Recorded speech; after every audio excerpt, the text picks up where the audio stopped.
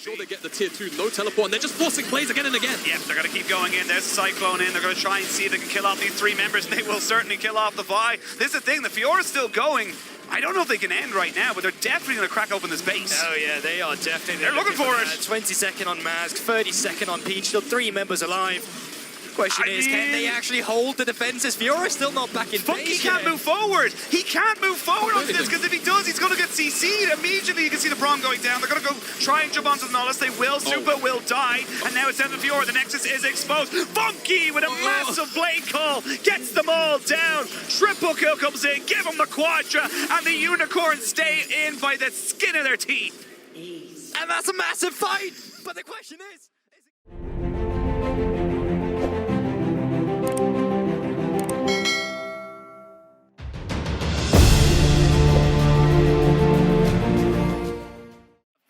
Little ways of actually kind of, you know, catching up to you once they've kind of used their initial kind of setup here. So looking at the way these two compositions go, it's kind of all or nothing here for Movistar. Yeah, here's the thing. I got 2 LPL casters with me, so I'm going to let you guys take care of the top lane, and I take my territory with the bot lane side. here. And just say right now for the Movistar Riders, with the laning phase, how it's going to pan out is that you're going to beg for Nautilus to hook you. You're going to be like, please hook me so we can just get the passive going on you. Zeri is actually capable of stacking the concussive blows off Braun quite fast as well with her Q into the auto attack reset, and you're just looking to play disengage down there. Up towards the top side though, what are we looking at, gentlemen? I mean, I think for me, I'm looking at Marky trying to have a very, very positive laning phase. I think obviously the Jax Fiora matchup is one that's discussed a lot. It's quite volatile, right? I think first punch up there from the junglers is always very, very important. If you get a lead up in there, you know, having the small item advantages, whether it's a Sheen on first base, whatever it may be, can really propel you into a massive, massive lead. So I think for Unicorns, maybe sending the Vi up there very early on just to ensure that they secure a solid top. See that because no one really rivals you in the early game,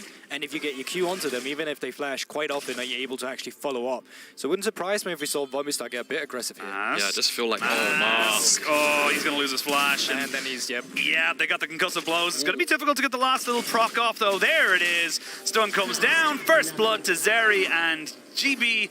That is not what you want to be seeing. No, I feel like this is what you see every single time you play against Braun. They pretty much always go for the late invade. Mask getting caught off guard into it off the Peach. But the thing is, there is 4 quadrants that it can work in. Right now, you saw it pass down on the bottom one, and now it's going to come down. Well, I'm just going to use this. So there's 2 angles. Either one of the 2 things is it's down and it's left. The other one is north and right. And it's always going to switch in between the 2. So you can always 50-50. So you saw it's down there. Now it's Marky. Oh, he missed the flash Q. And he gets suited in his tower. Oh, my God. It's a disaster there for Peach and the Unicorns. They just can't take a break. Oh, no. That is quite a bit of a disaster. You're talking about all the vitals, the setup. I was just having a good time discussing Fiora vitals. Didn't really expect a Vi to just send it on the tower. And I guess neither did Marky, but he's happy about it. Oh, Marky. Yeah, I was going to say Funky now.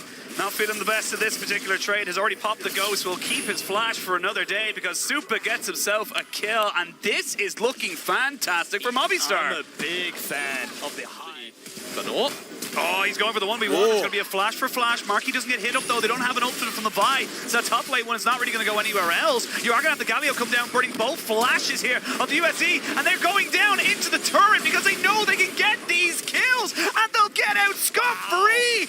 Movistar are styling on them. That execution was just so clean from start to finish. Tanking of Alvaro there. Everything was just picture perfect. Unicorns cannot respond to all. Summoner's blown. Really push for anything crazy to happen outside of what was actually going on. So now we'll see if Unicorns have actually changed it a little bit. Hold up. Supa can join this fight really easily just by dashing over the ball. So let's see what happens here. Oh, Funky immediately going to have to flash away after going into the Feathers Fly.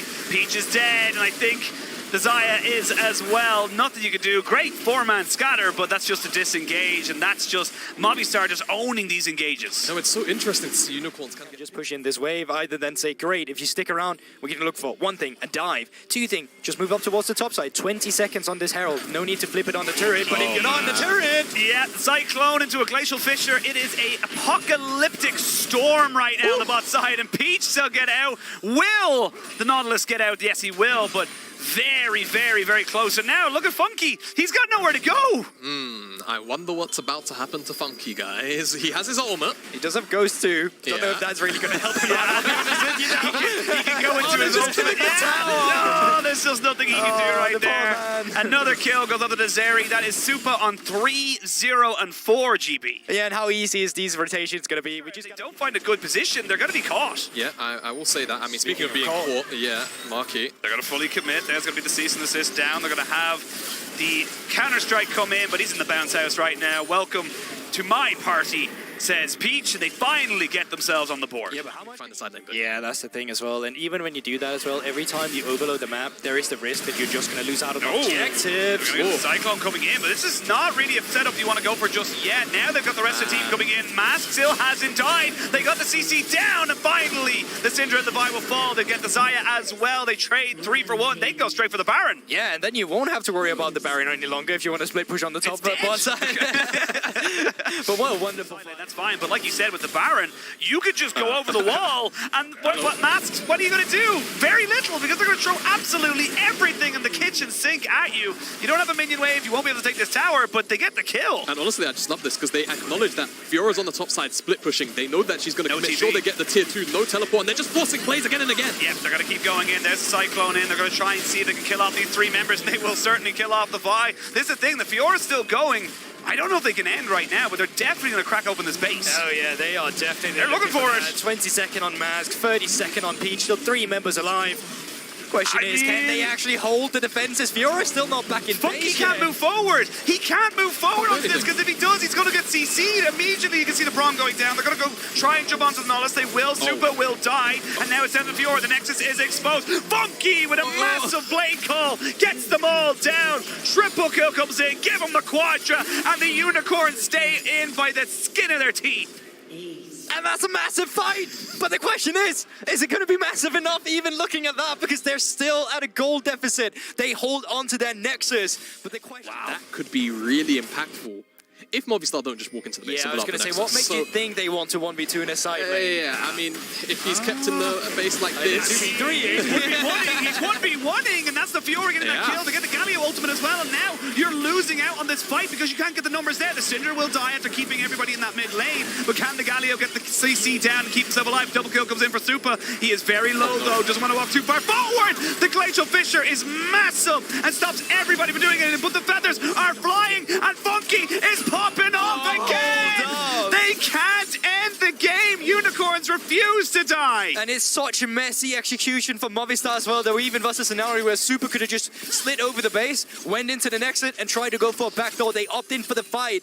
Unfortunately, Funky's just there again, being the man holding Unicorns of Life's hopes alive. Just fighting in that choke is just so deadly because... You can see the minimap as well down here. There's actually a single ward, 2 TP still available for them. So if they start TPing through with Venour up towards the top side with the Baron, they can just disengage.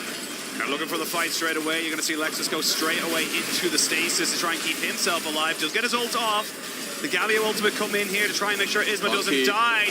They get the Wukong traded for the Nautilus, and you can see in the picture-in-picture the Fiora is taking out Marky. He's going to be able to knock out the flash for flash. That could be huge. It's a 3v3 now into the 1v1, but you're losing your base right now, Movistar. You can't let this happen. You're losing the base. The only reason why Venour isn't actually pushing more, he's out of mana. He might teleport back to the base. Look, Unicorns are actually trying to keep Movistar here. Even if Marky's there to defend, he's still losing the 1v1. Yeah, he's going to go top side. He's going to become a team fight Fiora right now. Peach does go down. They know they can keep this fight going. Super shall be fallen, and that's going to be everything for Movistar. GB, it's crumbling. It's falling apart. I have no idea what's happening. Marky teleported in, but he's recalling on the wall right now. Oh my God, Marky just gets stunned up a little bit. I don't know if they're going to be able to kill him. He is so squishy, though. He's got no resistances whatsoever, and he is running for the hills. Honestly, I think the better way to frame it is... oh my God, he's another ward! He's on another ward!